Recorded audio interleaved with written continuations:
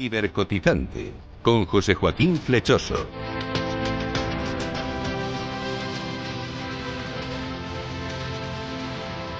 Iniciamos una nueva edición de Cibercotizante.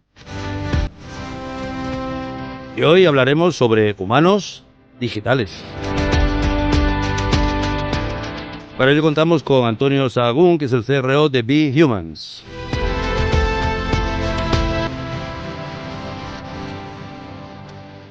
Y comenzamos saludándote y dándote la bienvenida, Antonio, agradeciéndote tu presencia en Cibercotizante aquí en Capital Radio. Pues muchas gracias. La verdad es que para nosotros es todo un honor que nos hayas invitado. Muchas gracias. Yo estoy encantado de tener, porque además el tema es tremendamente interesante, como iremos viendo a lo largo de la charla. Siempre lo iniciamos con una breve reseña del invitado o invitada. Diremos que es un vallisoletano ya de 49 años. Lo sé porque me ha puesto la fecha, la edad, pero si no, ese dato lo omitimos. Se puede, a esas edades todavía se puede decir claramente los que tienen. No en mi caso, que ya es bastante más pasada esa edad. Tras estudiar ingeniería informática con 23 años, se fue a vivir a Madrid, donde comenzó a trabajar en el mundo de la ciberseguridad. Es un apasionado de la innovación, el emprendimiento y la creación de entornos desconocidos.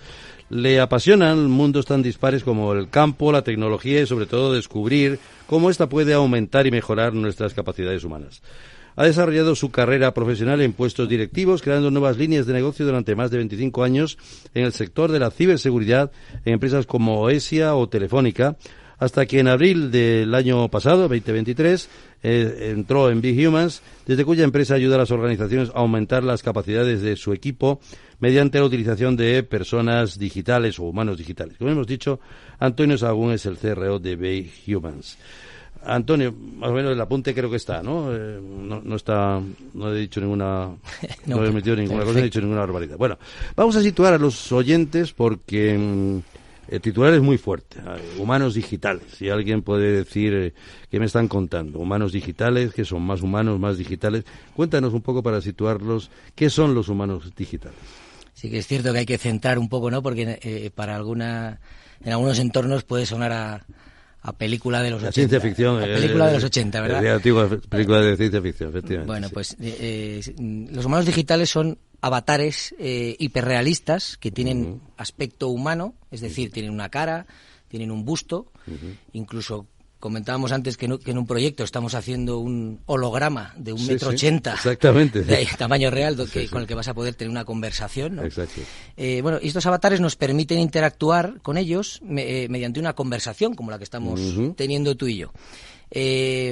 La característica principal es que estos humanos están entrenados con unas capacidades concretas, ¿no? Yo, por resumir, diría que están preentrenados en 3 ámbitos. Están entrenados con unas habilidades, lo que para nosotros sería una profesión. Pues podemos hacer que actúen como un profesor, como un asistente comercial, como un asistente de viajes, como alguien que hace una entrevista de trabajo, por ejemplo. Otro de los ámbitos importantes o de esas capacidades es que están entrenados con una actitud específica. Podemos hacer que en función del trabajo que estén desempeñando, pues pueden comportarse de forma más alegre, más seria, más tranquila, más directa, más formal, más informal, ¿vale? Y por último, importante, están preentrenados con una información específica. Están entrenados con la información para la que van a ser utilizados. Por ejemplo, se conocen un enorme catálogo de productos de una ferretería, que anda que no hay referencias, o de una superficie, de una gran superficie, o conocen todas las piezas que hay en un coche concreto, ¿vale? Por ser más claros, mira, últimamente tenemos un debate interno sobre si utilizar el término humano digital o utilizar el término persona digital. Al decir persona, todos asociamos a que una persona tiene una cara, ¿vale? Te comunicas con ella con una conversación y además tiene una profesión, sabe hacer algo, se dedica a algo, ¿no? Y al utilizar digital sabemos que no tiene cuerpo físico y que reside pues en un sistema o en la nube, etcétera. Bueno, ya de hecho muchas direcciones de recursos humanos pasan a denominarse direcciones de personas. O sea, el término personas ya empieza a ser sinónimo al 100% de humanos. En este caso lo que queréis. Entonces, hablábamos de esos humanos digitales. siguiendo con esta primera definición para situarnos, ¿lo vemos a través de un ordenador, lo vemos a través de una superficie? Danos un poco más de detalle al respecto. Lo podemos ver porque es esa figura que decíamos de un 80, sí, ya me has estado contando algo y evidentemente eso ya es ver un humano de verdad, casi dan ganas de abrazarlo, ¿no? Lo habitual es que lo veamos o a través de una pantalla de un ordenador o a través de una aplicación en un móvil. ¿Vale? También es posible verlo a través de una televisión, ¿vale? Y todo lo que sea, digamos, representable digitalmente es posible, ¿no? Y comentábamos ya un poco el caso extremo, que es este holograma en 3 dimensiones que estamos haciendo, ¿no?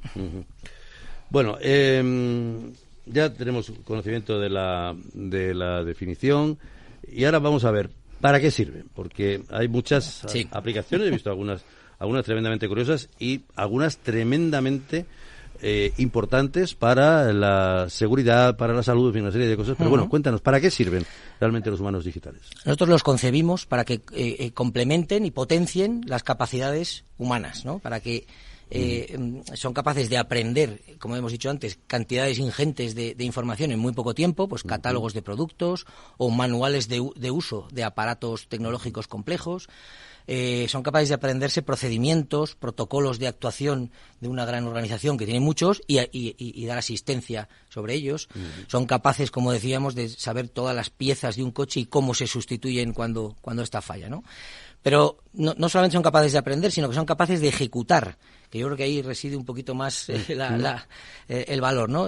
Pueden ejecutar tareas complejas o tareas repetitivas de forma precisa y comportándose siempre, además, de la misma forma. O sea, en base al conocimiento que tienen, son capaces de tomar decisión incluso. Sí, correcto. Son otra ventaja importante es que son capaces de hacer todo esto que estamos diciendo fines de semana, por la noche, claro. Y hay una que a mí me encanta, que yo siempre digo que son elásticos, ¿no? Son capaces de multiplicarse y de dividirse en función de las necesidades en un corto espacio de tiempo. Por ejemplo, tenemos un asistente comercial que está en una página web ayudando a la gente a comprar en un catálogo y si estamos en Black Friday, por ejemplo, o en campaña de Navidad, son capaces de atender a 50 veces más personas que antes y el día 7 de enero vuelven a dividirse porque ya ha pasado la campaña y atienden al volumen habitual. En definitiva, sirven para completar, para potenciar y para asistirnos a los humanos de verdad. ¿Vale? Bueno, vosotros os dedicáis, BeHuman, os dedicáis a crear humanos digitales. ¿Cómo surge la idea de crear esta empresa y sobre todo con esta temática tan específica y tan avanzada? y tan diferente, ¿verdad? Tan diferente, efectivamente. A ver, somos una empresa joven, ¿no? Comenzamos pues a principios del 23, en abril, y en este periodo ha evolucionado mucho respecto a la idea original, ¿no? Muchos venimos del sector de la ciberseguridad, donde hay un problema muy importante de formación, de especialización, de la gente, del talento, de retención de ese talento, las claro, entiendo que os ayuda mucho venir de la ciberseguridad porque os planteáis situaciones que evidentemente la ciberseguridad, situaciones críticas, y aquí también hablaremos luego de algunas soluciones que en situaciones críticas se pueden resolver, ¿verdad? Sí, además en este tipo de modelos de inteligencia artificial, que por detrás tienen inteligencia artificial, es muy importante asegurar la privacidad de los datos, la confidencialidad, aparte de la propia seguridad de los sistemas, ¿no? Entonces, unos cuantos que venimos de ese sector y la verdad es que nos va a la marcha, como digo yo. Tenemos historial tenemos carácter emprendedor y de construir cosas en entornos desconocidos y lo que pensamos fue ¿qué pasaría si pudiéramos tener utilizando la terminología que utiliza Microsoft, un copiloto en nuestro trabajo, ¿no? Correcto. Seríamos mucho más eficientes, más rápidos, más precisos, ¿no? Y en este camino conseguimos el apoyo de nuestro inversor, el apoyo financiero, que es el grupo BDisruptive, que creyó en nuestro proyecto, y así es como surge, queriendo convertirnos en la primera ETT digital. Correcto. Bueno, y claro, una vez que ya creas la empresa, lo primero que tienes que pensar, hay caldo de cultivo para buscar una clientela. ¿Dónde está esta clientela? ¿Cómo, hacéis vuestras campañas comerciales o de marketing? Porque evidentemente la idea es muy buena, pero primero que esto no debe ser barato, entiendo yo, Pero lo más importante es que el cliente tiene que estar muy convencido de que es una solución que a él le favorece y le ayuda en todos los sentidos, ¿no? Sí, a ver, el concepto de barato sabemos que es muy subjetivo, ¿verdad? Totalmente, no. Yo creo que aporta términos coloquiales, de barato, caro. Que aporta aporta mucho valor y según el caso de uso, mira, lo que nos estamos encontrando es que los propios clientes se les están ocurriendo, lógicamente, porque son quien conoce mejor su negocio, con casos de uso que a nosotros ni se nos habían ocurrido, claro, ¿no? Porque la potencia y la capacidad es tal. Nosotros somos una empresa que actualmente es española, o sea, nacemos globales, porque al igual que nuestros humanos digitales, no nos parece relevante la ubicación física. Vale. Nosotros nacemos, somos españoles ahora mismo, pero nacemos para dar servicio global, ¿no? Mira, por ejemplo, la intención es movernos a Estados Unidos a lo largo de este año, ¿no? Nuestro equipo está disperso, es un equipo pequeño, somos una startup, está disperso por España, Europa y América. Tenemos equipo en Madrid, en Valladolid, en Irún, en Argentina, en Londres, o sea que ya nacemos, como ves, con una diversidad global. Y contestando a tu pregunta... Está el talento y las personas que pueden ser útiles para ayudaros dentro del trabajo. Efectivamente. Y contestando a la pregunta, pues nuestros clientes ahora están, sobre todo en España, porque es donde hemos empezado, es donde hemos generado tracción, pero también estamos trabajando ya en Estados Unidos con clientes y estamos iniciando temas en Perú, en Chile, en Suiza, por ejemplo, o sea que tenemos una visión global ahí. Claro. Bueno, evidentemente la inteligencia artificial está detrás de todo esto y el machine learning, lógicamente, porque además que el sistema va aprendiendo, etcétera. Pero sí me gustaría un poco tu opinión como experto y sobre todo como persona responsable dentro de la empresa de estos humanos digitales. ¿Tú crees que de alguna manera se está sobrevalorando lo que es la verdadera dimensión de la inteligencia artificial? Estamos hablando de algo que surgió hace muchos años, pero que se ha ido adaptando con el tiempo, desde los sistemas expertos hasta los sistemas que actualmente tenemos como inteligencia artificial, machine learning, etcétera. Pero ¿tú crees que se está sobrevalorando el tema de la inteligencia artificial? Porque ahora mismo habrá mucha gente que no sabe más que el término y difícilmente, aparte de irse a la Wikipedia y saber de lo que estamos hablando, poco más saben, ¿no? Sí, hay gente que cree que esto empezó con ChatGPT, ¿no? y yo siempre digo lo mismo, digo que yo en segundo de carrera ya tenía una asignatura de inteligencia artificial. Evidentemente ha cambiado, ha evolucionado muchísimo, etcétera. A ver, sí que es cierto que ahora mismo está en un tirón, digamos, que está de moda, ¿vale? Pero intentando ser objetivo, además, porque joder, cuando estás metido en algo como estamos metidos nosotros, tiendes a tener efecto túnel, ¿no? A que es verdad. a no ver. Pero yo sinceramente creo, intentando ser objetivo, que estamos ante una revolución que va a cambiar nuestra forma de trabajar, que va a cambiar nuestra forma de aprender, de interactuar con las empresas, con la administración pública, comparable a la revolución industrial o a la creación de Internet, o cuando llegó Internet, en mi opinión. Fue un cambio, Y si te das cuenta, llegan a veces los mismos mensajes negativos que cuando arrancó Internet, ¿no? Se iban a destruir un montón de puestos de trabajo. Entonces, yo creo que estamos ante una revolución similar. Mira, por ejemplo, Gartner, que como sabes es uno de los más reputados analistas, los conozco bien, estima que en el año 2030 el 80% de las empresas tendrán plantillas híbridas, formadas por personas y por humanos digitales. ¿Vale? Entonces, puede ser que a lo mejor haya un poquito de sobrevaloración ahora, pero bueno, al final todo acaba en su sitio, ¿verdad? Y todo aquello que sea sobre venta o sobre dimensión acabará filtrándose, ¿no? Bueno, recordamos que estamos hablando aquí en Cibercotizantes sobre humanos digitales con Antonio Sahagún, que es el CRO de Big Humans. Y ahora vamos a plantear la otra parte, es decir, los temores que pueden surgir ante la aparición... Perdón, la garganta la tengo mal, he tenido bastante intervenciones esta mañana y se me va debilitando la voz con el tiempo. Los temores que podéis percibir vosotros, imagino que lógicamente vais a foros donde se habla y hay gente pues que tiene sus reparos a todo esto de los humanos digitales y un poco por lo que estábamos hablando, ¿no? Que esto va a deshumanizar el empleo, va a deshumanizar tal.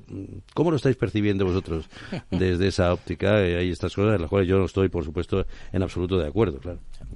A ver, yo creo que la incorporación de la inteligencia artificial y en concreto de los humanos digitales a nuestra vida, a nuestra vida cotidiana, tanto en lo personal como en lo profesional, todavía tiene que madurar un poco. Calculamos que 1 o 2 años. Esto no lo sabe nadie con precisión, evidentemente, pero con las capacidades son tan grandes. En tecnología que a veces las cosas pasan sin uno darse cuenta. Yo vengo de un sector que es el de la ciberseguridad, que siempre hemos dicho que va rapidísimo. Bueno, pues esto es otro orden de magnitud. Esto es la inteligencia artificial en estos últimos tiempos va a la velocidad de la luz. Sí.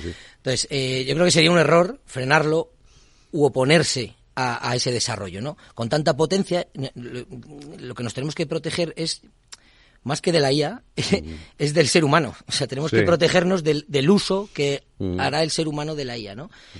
Nosotros lo que estamos haciendo es crear códigos éticos, que además los transparentamos con los clientes, y que luego eso lleve a legislación, a regulación. En este sentido, por ejemplo, la Unión Europea ha sido pionera.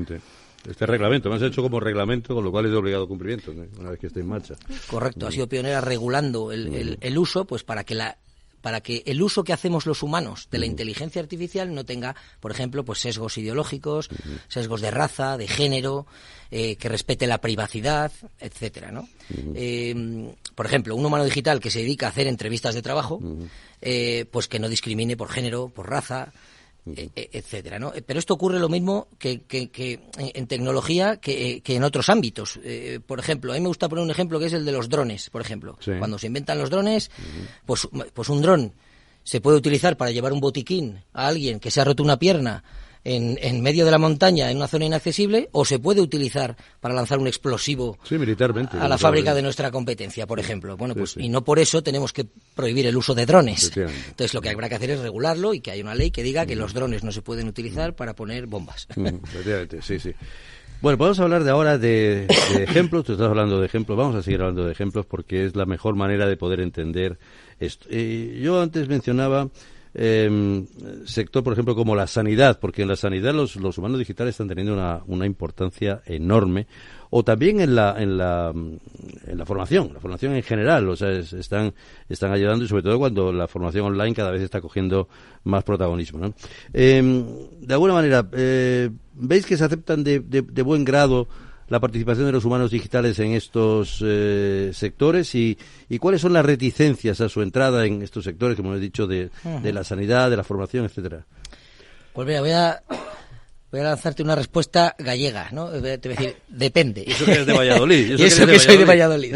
Depende de cada organización, ¿no? Y nos estamos encontrando cosas muy curiosas. Tenemos empresas privadas teóricamente muy innovadoras que se cierran y en mi opinión se están quedando atrás, y sin embargo tenemos organismos públicos que se les presupone no punteros en innovación, etcétera, pero que contradiciendo esto están siendo pioneros y están incorporando a su actividad humanos digitales, ¿no? Entonces, desde mi punto de vista hay que combinar dos formas de actuar, ¿no? Porque claro, una empresa, un organismo se enfrenta a esto y dice, ¿y ahora qué hago? ¿Me meto en esto? ¿No me meto? Tal. Entonces yo creo que hay que combinar pensamiento creativo, o sea, hay que abrir la mente y decir, a ver, esto es potentísimo, es imparable.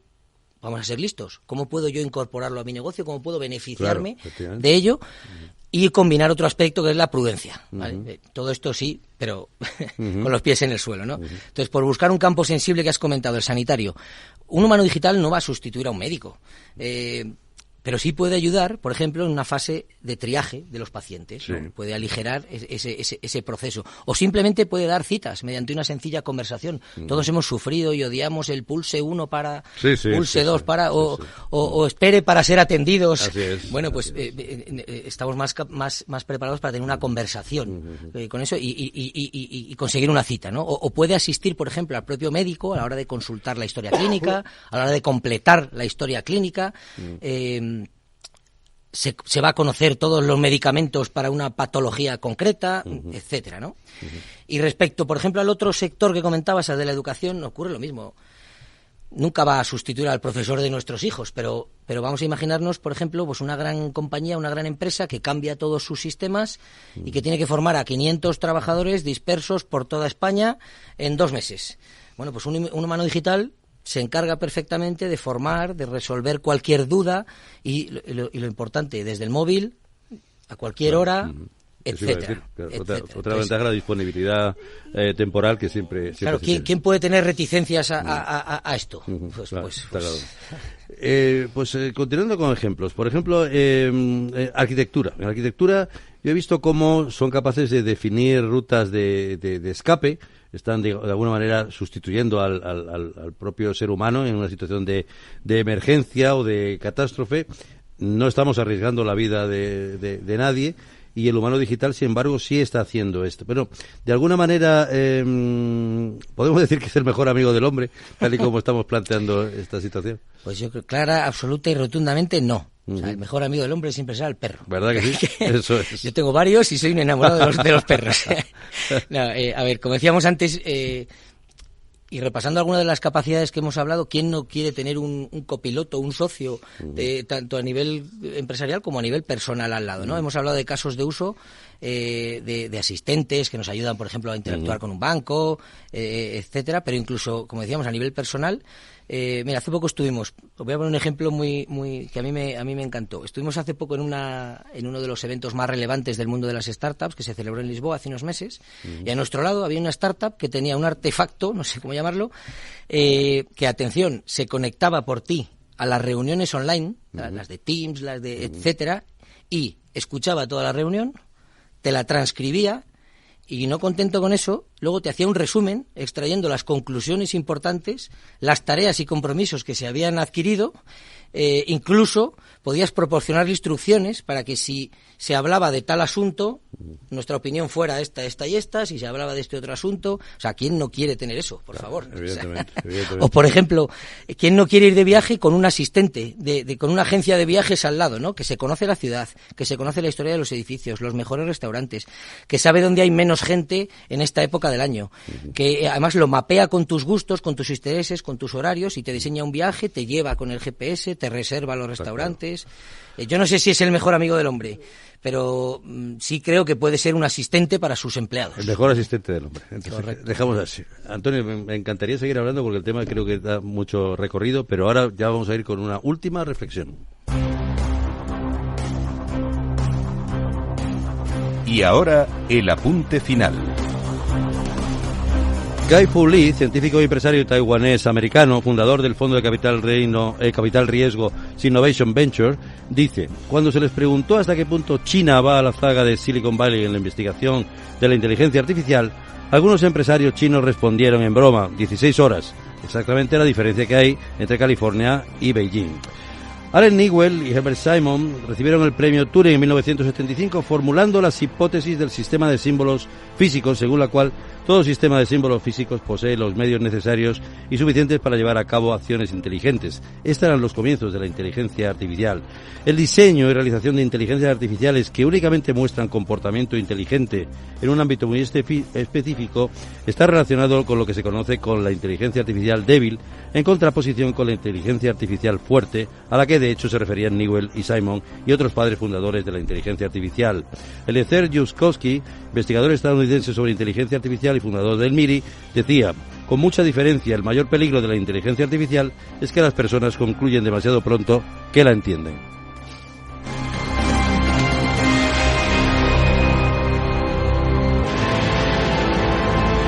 Cibercotizante, con José Joaquín Flechoso. Antonio Sahagún, muchas gracias por acompañarnos. Como te he dicho, podíamos estar hablando mucho tiempo porque el tema es apasionante. Me gustará en el futuro poderos conocer más de cerca y poder ver directamente cómo funciona un humano digital. Muchas gracias a ti, encantados. Gracias, Vicky Garay, control técnico. Saludo de quienes habla, José Joaquín Flechoso, y hasta la próxima semana en Cibercotizante, aquí en Capital Radio.